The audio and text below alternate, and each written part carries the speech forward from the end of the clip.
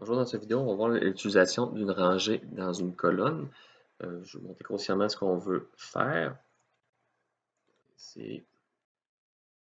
Vous avez ici un menu en bleu, en gris, un carrousel et en orange, en jaune, du texte. Quand je vais rapetisser ma page jusqu'à un certain breakpoint, on voit que le texte s'en va en dessous. Il ne s'en va pas en dessous du menu ici. Il s'en va vraiment en dessous du contenu principal. Puis si je continue, les trois vont s'empiler. Comment faire pour avoir des colonnes qui réagissent sur deux breakpoints dans mon cas? Pour les écrans très petits, on voit que ça s'empile tout.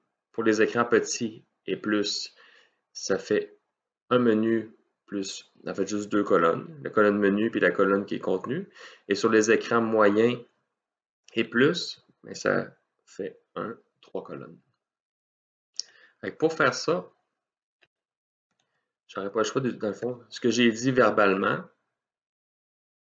Ici, on voit que j'ai deux colonnes. Je vais faire ces deux colonnes-là pour commencer. Je vais faire mon div principal avec ma rangée row. Ça ici. Je fais un div. Dans ce cas ici, ça va être un nav parce que c'est notre menu. Sa classe égale colonne. On a dit que c'est pour les écrans petits et plus, mais je veux qu'elle soit là. Donc, colonne ici. Je vais écrire menu. Oups, il y a un petit truc par rapport ici. Bon. Ensuite de ça, c'est que là, ma colonne bleue ici est faite. Ça me prend un autre élément qui va me contenir mon autre colonne ici. Nav, oups, ce ne sera pas un nav ici, ça va être un div. Lui, il va contenir la classe col SM aussi.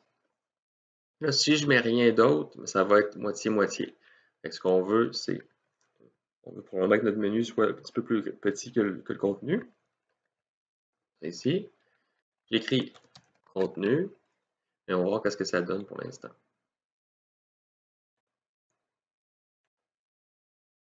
Oups, j'ai pas ouvert la bonne page. Ici.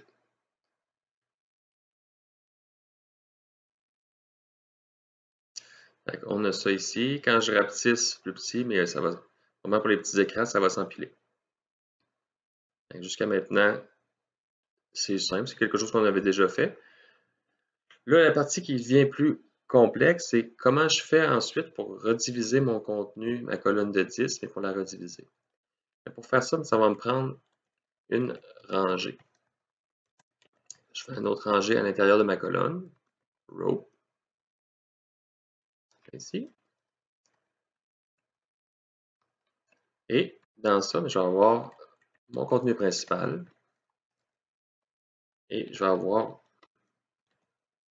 par exemple, un aside dans mon contenu. Truc sur le côté et contenu principal.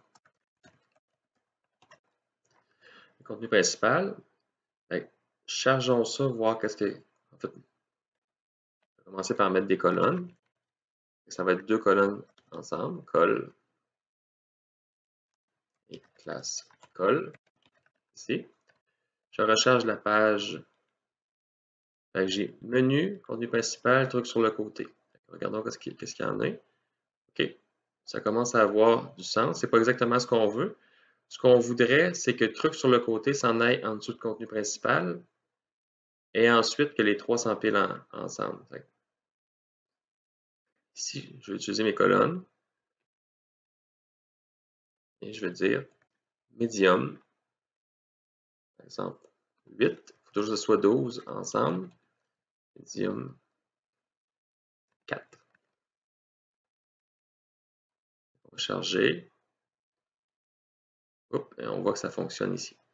Le truc sur le côté s'en va en dessous de contenu principal pour les écrans moyens. Et quand j'arrive aux écrans petits, en fait, Pour les écrans moyens et plus, j'ai 3 colonnes, c'est ce que je voulais.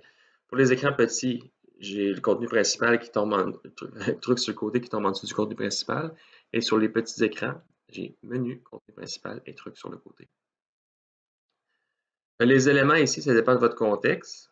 Moi, j'ai pris des divs quand je n'avais pas vraiment de but. J'ai pris des navs pour les menus, le contenu principal, puis ici à side, ce serait quelque chose qui n'aurait pas nécessairement, qui serait pas si important que ça pour le contenu, par rapport au contenu principal. C'est aussi simple que ça, c'est juste qu'il faut savoir comment le faire. Et puis voir qu'on a deux breakpoints différents. Ici, j'ai medium, puis ici, j'ai small.